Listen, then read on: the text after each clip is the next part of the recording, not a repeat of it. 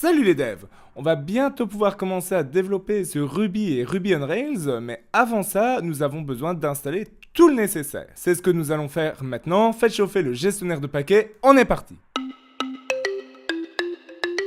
Pour l'installation du nécessaire, je vais me baser sur l'excellent tutoriel de GoRails, dont je vous mettrai le lien en description afin de pouvoir aller récupérer les commandes et simplement faire des copier-coller dans le terminal. Nous allons installer Ruby on Rails sur une Ubuntu en version 17.10, mais si vous le souhaitez, vous pouvez également retrouver les consignes d'installation pour Windows ainsi que pour macOS 10. Alors je vous conseille vraiment de développer soit sur Linux, soit sur macOS 10. Alors, premièrement, je vous conseille de faire un sudo apt-get update afin de rafraîchir la liste de vos paquets. Ensuite, nous allons commencer en copiant les lignes sélectionnées ici.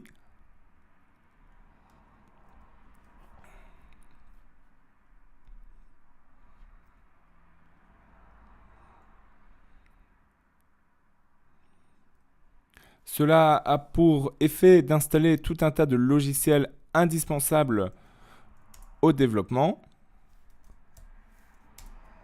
Une fois ceci réalisé, nous allons installer un environnement virtuel pour Ruby. Donc il ne s'agira pas de l'installer globalement au niveau du système, mais de l'installer au niveau de votre compte utilisateur propre, ce qui vous évitera de devoir vous loguer en tant que super utilisateur pour installer des gemmes, etc.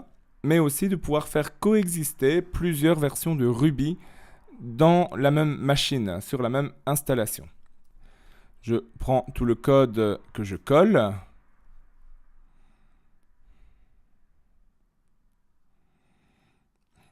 Le système va télécharger et installer la dernière version en date de Ruby, qui est la version 2.5.0. Une fois l'environnement virtuel et Ruby installé, eh bien, nous validons la dernière ligne, le Ruby-V, afin de vérifier que notre version de Ruby est bien installée et qu'elle correspond bien à la 2.5.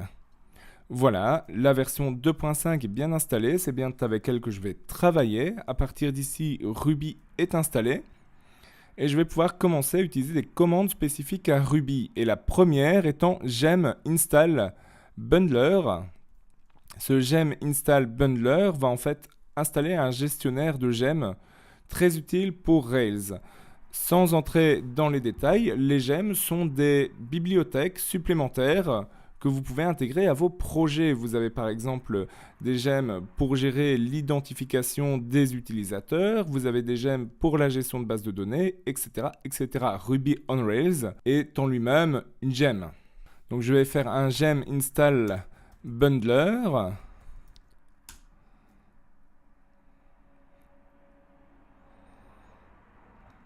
La dernière étape étant d'installer Node.js. Node.js étant utilisé par Rails comme moteur de JavaScript. Nous allons maintenant procéder à l'installation de Rails en lui-même. Gem install Rails. Une fois Ruby on Rails installé, il est nécessaire d'exécuter cette commande afin de rendre Rails exécutable. Vous pouvez ensuite vérifier que l'installation s'est bien déroulée en vérifiant la version de Ruby on Rails. Nous sommes bien sur la version 5.1.4 qui est à l'heure actuelle la plus récente. Et vous pouvez, à partir de maintenant, commencer à travailler avec Ruby on Rails. Nous avons maintenant tout le nécessaire pour pouvoir développer en Ruby et avec Ruby on Rails. Alors on va voir ça dans les prochaines vidéos. D'ici là, n'hésitez pas à vous abonner. Salut!